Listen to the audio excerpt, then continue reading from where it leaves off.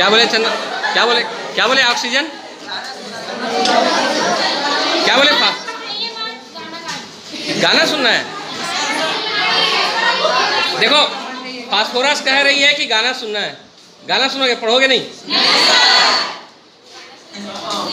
गाना सुनो मैडम, एक गाना सुना देते हैं फिर, है ना? हाँ ओके ओके। चलिए इधर देखो, अगर नहीं पढ़ना है गाना सुनना है तो चलिए, है ना? मैं एक गाना सुनाता हूँ। तेरा साथ है इतना प्यारा, कम लगता है जीवन सारा।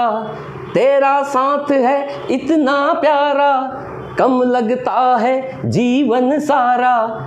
तेरे मिलन की लगन से हमें आना पड़ेगा दुनिया में दोबारा। हो तेरा साथ है इतना प्यारा।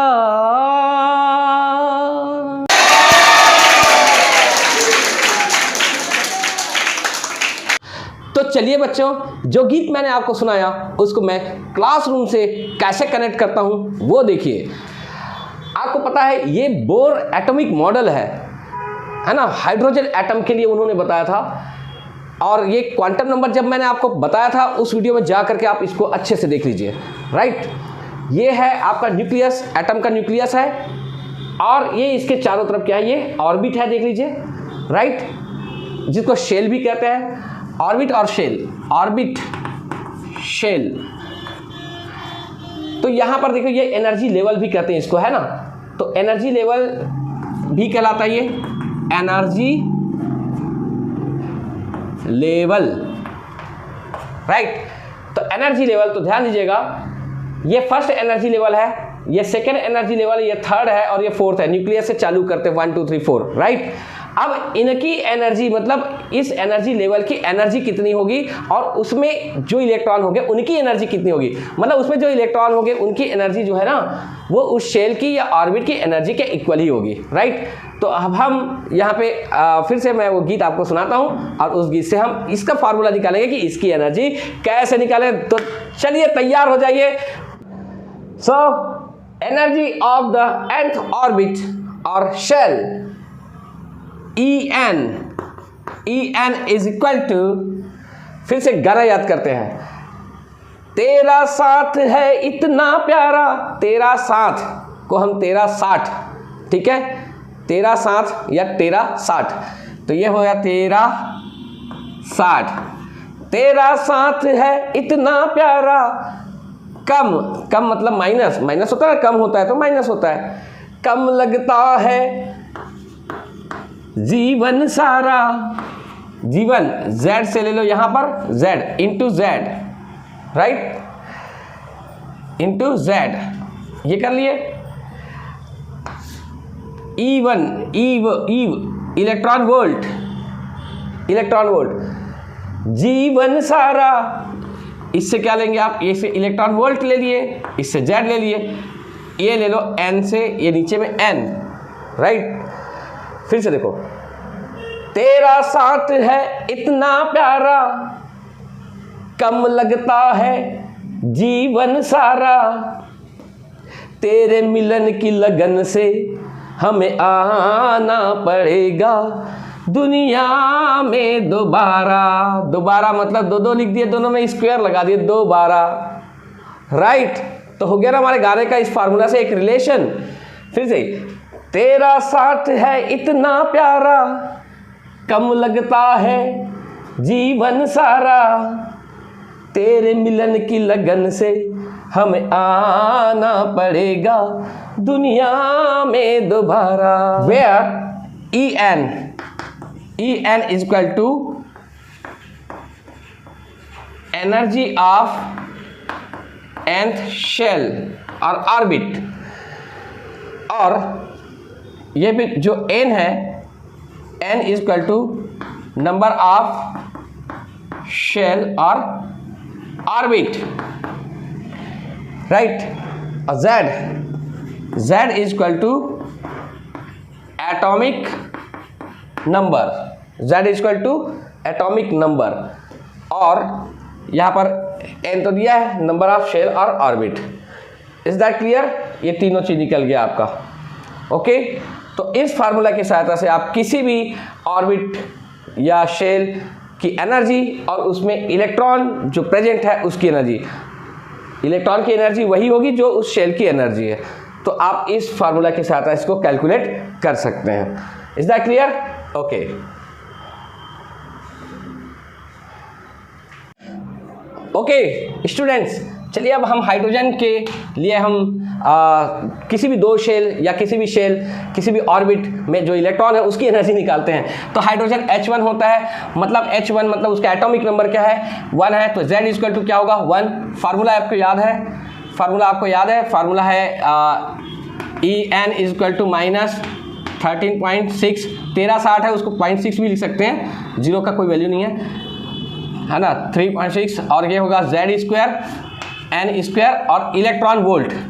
इसमें हम फार्मूला में इंसर्ट करते हैं, यहाँ पे देखना फॉर हाइड्रोजन, किसके लिए? फॉर हाइड्रोजन, है ना, for hydrogen Z equal to क्या है? Z equal to 1। Z क्या चीज़ है? उसका एटॉमिक नंबर है, एटॉमिक नंबर तो हमेशा 1 रहता है। अब देखो, अगर ये हाइड्रोजन है, इलेक्ट्रॉन यहाँ पर है, तो ये कौन सा शेल है आपका? First shell. इलेक्ट्रॉन यहाँ पर है, अगर यहाँ आ जाता है इलेक्ट्रॉन तो इसका क्या है? ये सेकंड शेल है। अगर यहाँ आ गया इलेक्ट्रॉन तो थर्ड है, यहाँ आ गया इलेक्ट्रॉन तो फोर्थ, N इक्वल टू 4 हो जाएगा। सॉरी। तो चलिए अब यहाँ पर हम उसकी एनर्जी कितनी होगी? अगर हाइड्रोजन ये एटम है और इलेक्ट्रॉन कहाँ पर है? फर्स्ट शेल में है, तो उसकी एनर्जी कितनी होगी वो कैलकुलेट करते हैं। वेरी सिंपल, देखिए यहाँ पर Z इक्वल टू 1 और यहाँ पे N इक्वल टू, हमने कहा फर्स्ट शेल है तो क्या होगा? N equal to 1 for first shell, right, for first shell. तो आप देखिए इसमें वैल्यू पुट कीजिए, तो ये हो जाएगा En इक्वल टू N की वैल्यू फर्स्ट है तो -13.6 इंटू Z की वैल्यू क्या है? 1, तो 1 स्क्वायर, N की इक्वल टू 1 तो 1 स्क्वायर, तो ये इसको सॉल्व करेंगे तो ये आ जाएगा आपका -13.6 इलेक्ट्रॉन वोल्ट, यही आएगा, क्योंकि 1 का स्क्वायर मीन्स 1 होता है, यहाँ 1 स्क्वायर मतलब 1 होगा, तो वैल्यू क्या होगी? 13.6। This is the value for the electron present in the first shell of hydrogen atom. सही है? गुड।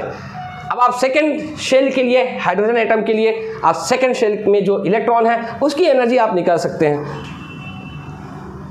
चलिए अब हम बात करते हैं सेकेंड शेल की एनर्जी। इलेक्ट्रॉन जो है, एटम तो वही है हाइड्रोजन, है ना, अब इलेक्ट्रॉन जो है वो कहाँ? इलेक्ट्रॉन भी एक ही है उसके पास, अब इलेक्ट्रॉन जो है वो सेकेंड शेल में आ जाता है, फर्स्ट से कहाँ आएगा? सेकेंड में आएगा, तो जब सेकेंड में आएगा तो N की वैल्यू क्या होगी? 2। तो ये पूरा सेम एज इट इज यही रहेगा, आपको क्या करना है? Z के जगह में Z ही रहेगा, और Z तो हमेशा 1 ही रहेगा हाइड्रोजन के लिए। N जो है वो चेंज हो गया, N इक्वल टू क्या होगा? 2 होगा, फॉर कौन से शेल के लिए? For second shell. ओके, तो यहाँ पर अब 1 स्क्वायर, तो ये क्या हो जाएगा? 2 स्क्वायर, और 2 का स्क्वायर मतलब 4, है ना, और ये 4 हो गया। अब इसको आप डिवाइड कर देंगे, तो डिवाइड करेंगे तो यहाँ पर क्या आ जाएगा आपका? -3.4 इलेक्ट्रॉन वोल्ट, करेक्ट, -3.4। अब डिवाइड करके देख लेना, आपको जिस मेथड से आता होगा। ये क्या चीज़ है? ये E2, मतलब सेकेंड शेल के लिए E2, सेकेंड शेल की एनर्जी, यानी सेकेंड शेल में इलेक्ट्रॉन है उनकी एनर्जी, करेक्ट है। चलिए अब आपको कहा जाता है कि थर्ड शेल, तो थर्ड शेल की एनर्जी आप निकाल सकते हो। तो थर्ड शेल में फिर सब चीज़ वही रहेगा, केवल N की वैल्यू चेंज होगी। यहाँ पर N की वैल्यू क्या हो जाएगी? 3 हो जाएगी। Z तो वही है, क्योंकि इलेक्ट्रॉन तो एक ही इलेक्ट्रॉन है, वही इलेक्ट्रॉन फर्स्ट से सेकेंड में गया, सेकेंड से थर्ड में गया, ये आ गया। तो N इक्वल टू कितना होगा? 3 होगा। अब 3 होगा तो यहाँ पर 3 का स्क्वायर होगा, 3 का स्क्वायर मतलब क्या हुआ? 9 होगा। जल्दी से फटाफट कैलकुलेट करके बताइए कि 13.6 को अगर 9 से डिवाइड करेंगे तो कितना आया? गुड, तो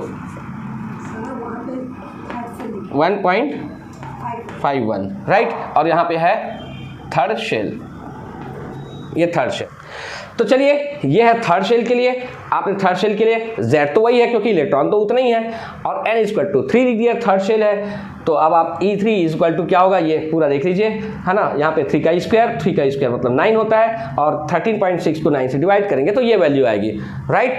चलिए अब इसी को फोर्थ शेल के लिए करेंगे, तो फोर्थ शेल के लिए क्या होगा? N इक्वल टू 4 हो जाएगा, और ये हो जाएगा आपका फोर्थ शेल। और ये E4 इक्वल टू ये अगर मान लो है तो यहाँ पर ये 4 स्क्वायर हो जाएगा, 4 स्क्वायर मतलब हो जाएगा 16 और 13.6 को 16 से अगर डिवाइड करते हैं तो ये आ जाता है आपका माइनस 0.85 समथिंग इलेक्ट्रॉन वोल्ट आएगा, ये 4 सेल के लिए। क्लियर है? फॉर हाइड्रोजन है ना, हाइड्रोजन के लिए ये हाइड्रोजन एटॉमिक स्ट्रक्चर हाइड्रोजन का, तो वहाँ पर बताइए कि n इक्वल टू यहाँ पर तो इसकी एनर्जी कितनी आई, इसकी energy 13.6 minus 13.6 electron volt, right, minus 0.85 electron volt. तो ये हम एनर्जी निकाली। अब आप थोड़ा सा ध्यान देंगे तो आपको पता चलेगा n इक्वल टू 1 तो क्या है, नियरेस्ट टू न्यूक्लियस, जो न्यूक्लियस के पास में उसको n इक्वल टू 1 बोले, उससे दूर गया तो 2 और उससे दूर गया तो 3 और उससे दूर गया तो 4। तो जैसे जैसे न्यूक्लियस से हम दूर जाते हैं वैसे वैसे इसकी एनर्जी बढ़ती जा रही है या कम होती जा रही है वो देखिएगा। तो न्यूक्लियस से दूर जा रहे हैं मतलब ये देखो n इक्वल टू 1 में ध्यान देना है, एनर्जी कितनी है 13.6 और जैसे ही n इक्वल टू 2 लिए तो इसकी एनर्जी है 3.4 हो गया। अब आप बताइए कि ये बड़ा है या ये बड़ा है, तो याद रखना नेगेटिव साइन है, नेगेटिव साइन में जो बड़ा होता है वो एक्चुअल में क्या होता है, छोटा होता है। तो अब देखो अगर साइन ना रहे तो बड़ा कौन है 13.6 है ना, और छोटा ये है, लेकिन साइन नेगेटिव है तो जस्ट उल्टा होता है, तो ये क्या हो गया छोटा, मतलब फर्स्ट सेल की एनर्जी क्या हो गई, कम हो गई, किससे, सेकंड सेल से, और सेकंड सेल की एनर्जी कम है किससे, थर्ड से। तो आप देखेंगे कि न्यूक्लियस से जैसे जैसे आप दूर होते जा रहे हो एनर्जी जो है वो क्या हो रही है, बढ़ती जा रही है। अब मैं आपको यहीं पे बताता हूँ कि अगर कोई इलेक्ट्रॉन है सेकेंड या फर्स्ट सेल में है तो सेकेंड सेल में पहुँचेगा तो कैसे पहुँचेगा, तो सवाल ही उठता, फर्स्ट से सेकेंड में वो एनर्जी कुछ एनर्जी एब्जॉर्ब करेगा और वो सेकेंड से कहाँ फर्स्ट से कहाँ पहुँचेगा, सेकेंड, फिर सेकेंड में पहुँचने के बाद फिर से कोई एनर्जी एब्जॉर्ब करेगा और वो कहाँ जाएगा, थर्ड में, तो है ना, एनर्जी एब्जॉर्ब करने के बाद में वो पहुँचता है ना। तो एक किस प्रकार से इसको पहुँचता है वो थोड़ा ध्यान दीजिएगा, है ना। तो आप देखो अगर फर्स्ट सेल से सेकेंड सेल में जाएगा तो कितनी एनर्जी देना पड़ेगा, तो इसके डिफरेंस के बराबर, तो इसका डिफरेंस कितना होगा, यहाँ देखो एनर्जी एब्जॉर्ब्ड इक्वल टू क्या होगा, E2 माइनस E1। तो E2 माइनस E1 ये मतलब 1 से 2 में पहुंचने के लिए एनर्जी एब्जॉर्ब करनी पड़ेगी, तो 1 से 2 में जाने के लिए कितनी एनर्जी एब्जॉर्ब करनी पड़ेगा, वो है एनर्जी एब्जॉर्ब क्या होगा, E2 की एनर्जी कितनी है, ये है माइनस 13.4 इलेक्ट्रॉन वोल्ट। कैलकुलेट करके बताइए रजनी, माइनस E1 की एनर्जी कितनी है, और ये माइनस लगेगा ना, इलेक्ट्रॉन वोल्ट माइनस है, देखो ये माइनस का साइन ये रहेगा और इसकी एनर्जी माइनस में अलग से है, और ये माइनस कहाँ से है, ये फार्मूला से आया, राइट, माइनस माइनस क्या हो जाएगा यहाँ पे, प्लस हो जाएगा, तो minus 3.4 electron volt plus 13.6 electron volt. तो आप 13.6 में से इसको माइनस करके देखते हैं, तो 13.6 ये क्या है, प्लस है, और माइनस कितना है 3.4, इसको माइनस करते हैं तो ये आ जाएगा 2.3 में 3 0 हुआ, और ये क्या होगा 1, इतना इलेक्ट्रॉन वोल्ट है ना एनर्जी, प्लस मतलब 10.2 इलेक्ट्रॉन वोल्ट एनर्जी ये एब्जॉर्ब करेगा ये इलेक्ट्रॉन, तो फर्स्ट सेल से कहाँ पहुँच जाएगा, सेकेंड। तो अब आपको अगर कोई पूछता है कि बताइए अगर कोई इलेक्ट्रॉन फर्स्ट सेल में है और यदि उसको थर्ड में पहुँचना है तो उसको कितनी एनर्जी एब्जॉर्ब करनी पड़ेगी, तो फिर आप यहाँ पे इसको चेंज कर लेना, और ये हो जाएगा आपका E3 माइनस E1, तो फर्स्ट से कहाँ पहुँच जाएगा, सीधा थर्ड में पहुँच जाएगा।